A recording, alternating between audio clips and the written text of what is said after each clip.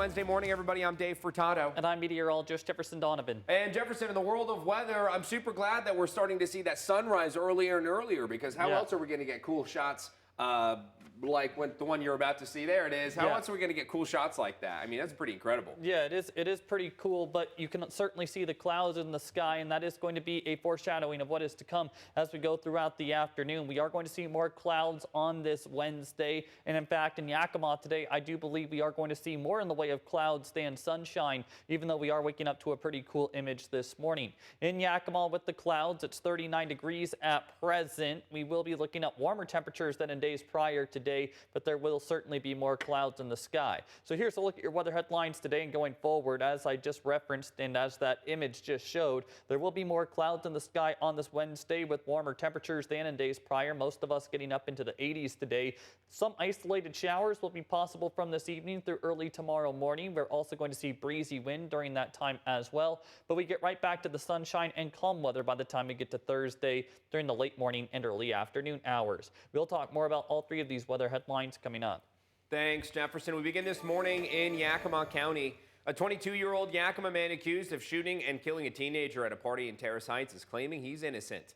The 22-year-old pleaded not guilty to second-degree murder charges at a court hearing yesterday morning. The charges come after the victim showed up to the hospital the morning of April 20th. The victim, an 18-year-old man, had been shot during an altercation on South Keys Road, say police. The suspect's bail has been set at $500,000. He has another bail hearing set for June 12th, and his trial is scheduled to start on June 30th. A Tri-Cities business owner is still being held in Tacoma by Immigrations and Customs Enforcement, but last night dozens of people gathered for a rally in Kennewick to support him. The rally was organized by a group called Indivisible at Hibachi's Food Explosion food truck on Clearwater. Sergio Cerdio Gomez was taken into custody during an immigration appointment in Yakima on April 24th, and his wife Gabby says they still don't know why. Sergio and Gabby own Hibachi's Explosion. Gabby says the legal costs her and Sergio are facing can be between $10,000 and $15,000, so having the community support their business helps with the costs. People are coming out, supporting us and supporting our livelihood, and I just am thankful, and so is he. He is very thankful for all of this, and everyone in the community right now fighting for him when he can't. Gabby tells us a court date is pending for Sergio, and it could take up to 3 weeks, but their attorney has said there's a good chance he will be able to come back home soon. We did reach out to ICE in Seattle, and they said they will be making a comment soon as well. Some good news for 2 international students at Central Washington University who had their visas revoked a couple of weeks ago. On Friday, their records were switched back to active by the federal government. According to CWU President James Wolpart, they haven't gotten any explanations as to why the status has been changed. We'll be speaking with a representative at the university about the topic later today. And Sunnyside's municipal court is being sued, accused of not having legal jurisdiction to preside over cases dating back more than 3 years. As KRMA's John Franklin reports, the suit claims steps to appoint a new judge back in 2021 didn't follow state law. The whole thing is just a gigantic mess. On December 22nd of 2021, the city of Sunnyside filed a request for applicants to fill the role of a judge in their municipal courtroom. The statute says that it shall be done by December 1st, so it's not an optional, thing that you can do. They didn't select their judge, whose term would begin on January 1st, until the new year began.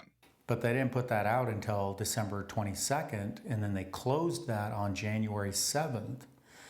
And then they selected their judge roughly 2 weeks later. Attorney Tim Hall filed the paperwork on behalf of a client who is facing the charge of driving with a suspended license in the first degree since 2022. He thinks that because they did not follow state law at the time, the court should not have been able to rule on any subsequent cases. Our argument is that because the judge was not properly appointed, the city did not have jurisdiction to handle criminal or traffic cases in that time. The city of Sunnyside did have options they could have used during this period, such as finding a different court to take over their cases. The city had options. They could have sent those cases to Yakima County District Court to be handled there, where the judges are elected and they're in place. But that's statutorily, that was an option that they could do. they chose not to do that. Hall thinks that the cases from 2022 until now should be null and void because the court improperly appointed a judge. And so if they're walking into a courthouse where the city themselves are not following the law, what kind of message does that send to the public? KIMA's John Franklin, thank you. And we have reached out to the attorney representing Sunnyside, but haven't gotten a response yet. There is a court date on June 24th for the lawsuit in Yakima County Superior Court. If Hall and his client win their lawsuit, thousands of cases may be null and void. And a bigger plane and more flights to a popular destination are coming to the Tri-Cities Airport. Starting today, Delta will fly the Airbus 319 on the Minneapolis-St. Paul route. Airline leaders say this upgrade means more comfort and more amenities. Another route getting a bigger plane, United's flight to Denver. Those nonstop flights will now also be in an Airbus 319. Delta is also adding a fourth daily flight to Salt Lake City. So load factor is how full is the plane. Ours are some of the highest numbers in the Pacific Northwest. So the airlines see this and they understand we have a need for more seats, and they're putting more seats in. And that, again, this isn't the splashy, we got a new destination or we're flying somewhere new, but we're adding seats and we're giving more people the opportunity to fly out every day, which is just as important. Taft also mentions that they're currently working on expanding the terminal, adding 3 jet bridges, which is expected to happen later this year. And with that, let's jump right over to meteorologist Jefferson Donovan. Jefferson, these temperatures seem to be just going up and up and up, especially during this week on the road to Mother's Day coming up this weekend. But as we head on through the next few days, are we seeing any drastic changes? I know there could be a possibility of rain last I remember. Yeah, towards the end of the forecast period, we are certainly going to be watching for those chances of rain, maybe a few isolated showers tonight as well. But in terms of those temperatures, today is going to be the warmest day of the forecast period as daytime highs crest in the upper 70s to mid 80s this afternoon. There will be a fair mixture of clouds and sunshine in the Yakima and Kittitas valleys. I actually believe we will see more clouds than sunshine for today.